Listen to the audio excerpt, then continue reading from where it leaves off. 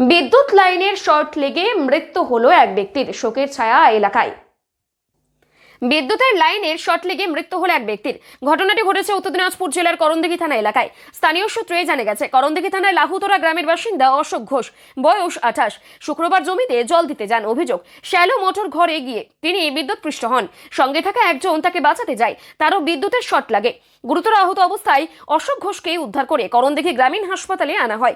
কর্তব্যরত চিকিৎসক তাকে মৃত বলে ঘোষণা করে।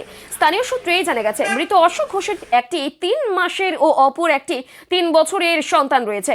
হতদরিদ্র পরিবারের একমাত্র রোজগারের সদস্যের আকস্মিক মৃত্যুতে সরকারি সাহায্যের আবেদন জানিয়েছেন পরিবারের লোকজন। করণদিঘি থানার পুলিশ মৃতদেহ উদ্ধার করে ময়না তদন্তের জন্য পাঠিয়েছে রায়গঞ্জ মেডিকেল কলেজ ও হাসপাতালে। গোটা বিষয়ের ঘটনার তদন্ত শুরু করেছে করণদিঘি থানার পুলিশ। নাম? আনন্দ ঘোষ। কি হয়েছিল ঘটনাটা? ঘটনা হচ্ছে, জমিতে গেছিল, জমিতে যাওয়ার পরে মোটর ঘর ছিল, তো মোটর ঘরের মধ্যে বিছন রাখানো ছিল। বিছনটা সরাসরি করতে গিয়ে শর্ট লেগে পড়ে গেছিল নিচে। শর্ট লাগানোর পরে তো এখানে একটা ছেলে ছিল, আরও আমার ছেলে থাকার সত্ত্বে ছেলেটা টানতে গিয়ে ছেলেটা আবার ঝাটকে মেরে ঝিটা মেরে পড়ে গেছে বাইরে।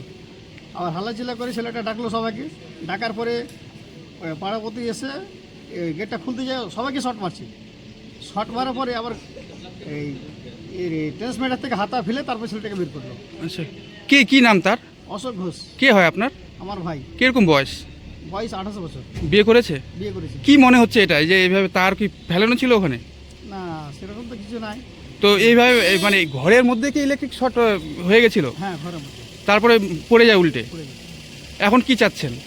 এখন যে জিনিসটা যেনাকে ভালো তদন্ত করে দেখা যাক কি হচ্ছে। তো এবার কি বাচ্চা কাচ্চা আছে ওনার? বাচ্চা আছে, দুটো বাচ্চা। দুটো বাচ্চা কাচ্চা আছে, ওদের ভবিষ্যতে তো ব্যাপার আছে। ব্যাপারে কি হচ্ছে। তো এখন কি চাইছেন সরকারের কাছে? সরকার যদি কোনো দেখে এটা তদন্ত করে দেখে কি করে যায়। এখন সহযোগিতার আশ্বাস দিচ্ছেন। আচ্ছা, আপনার নাম? আনন্দ ঘোষ। আপনি ওনার দাদা?